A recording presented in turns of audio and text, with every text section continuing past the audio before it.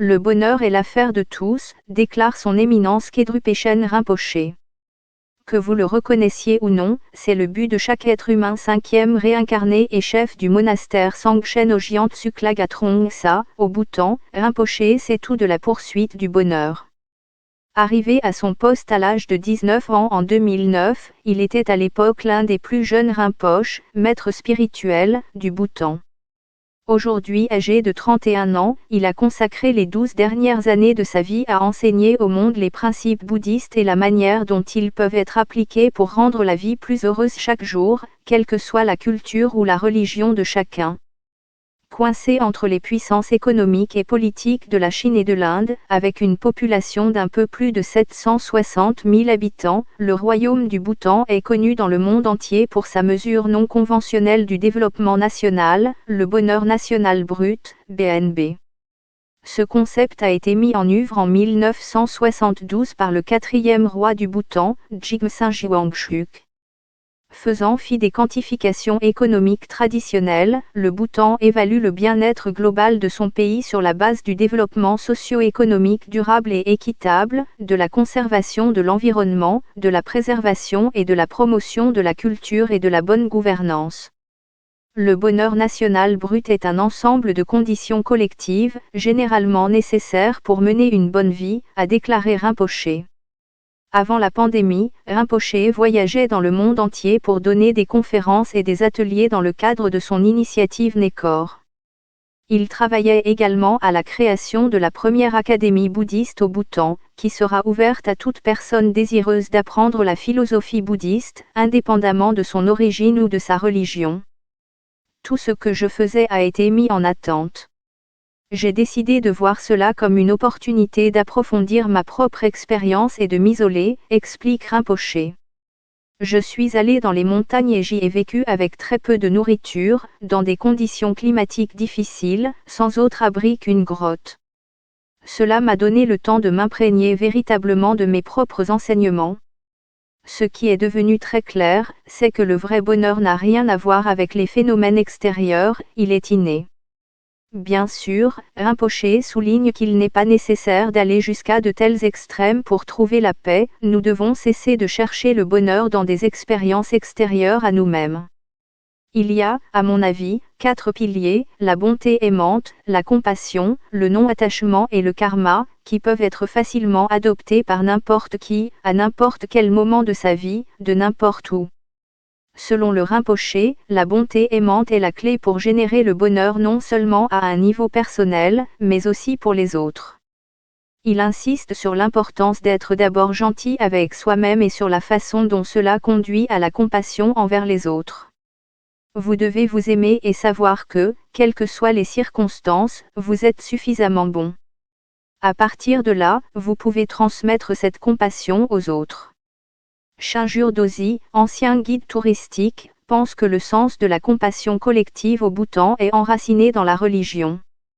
Nous avons un fort sentiment communautaire d'aider les autres, qui vient du fait que la plupart de la population est bouddhiste.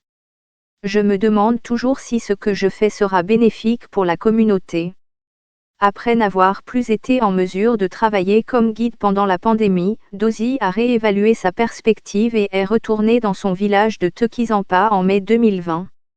Le plus difficile pour moi a été de faire face à la perte d'un emploi que je pensais sûr, a-t-il déclaré. Cependant, je n'étais pas sans alternative. J'ai pu rentrer dans mon village et retourner à la terre, en cultivant et en vendant des produits. Il a depuis utilisé son expérience de guide touristique pour inciter ses pairs à trouver des moyens de promouvoir la culture locale auprès des touristes, maintenant que le royaume a rouvert ses frontières. J'ai encouragé les gens à élaborer nos recettes maison avec du riz rouge pour les rendre aussi authentiques que possible afin que les gens puissent découvrir notre cuisine locale, raconte-t-il.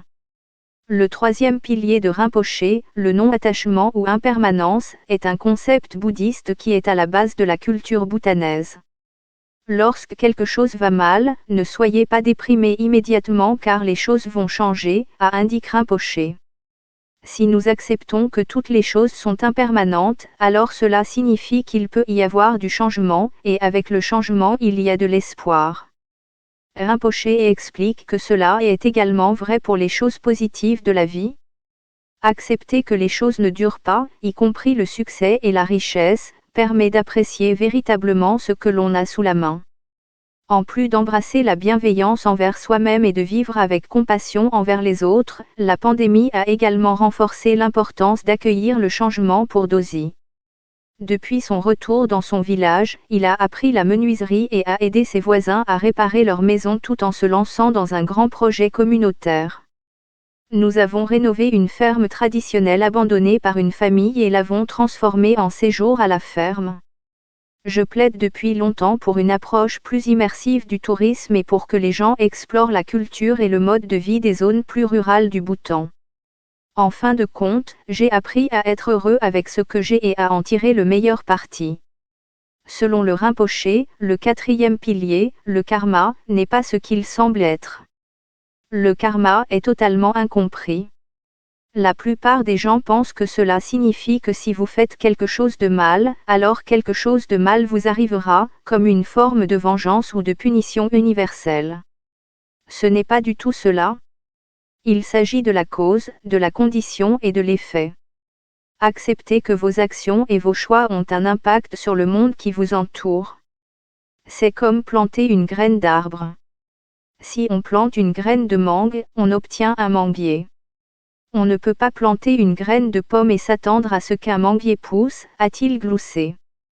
Croire au karma est une opportunité pour vous de vous transformer, de vous façonner, de travailler réellement sur qui vous voulez devenir et faire ce que vous voulez réaliser.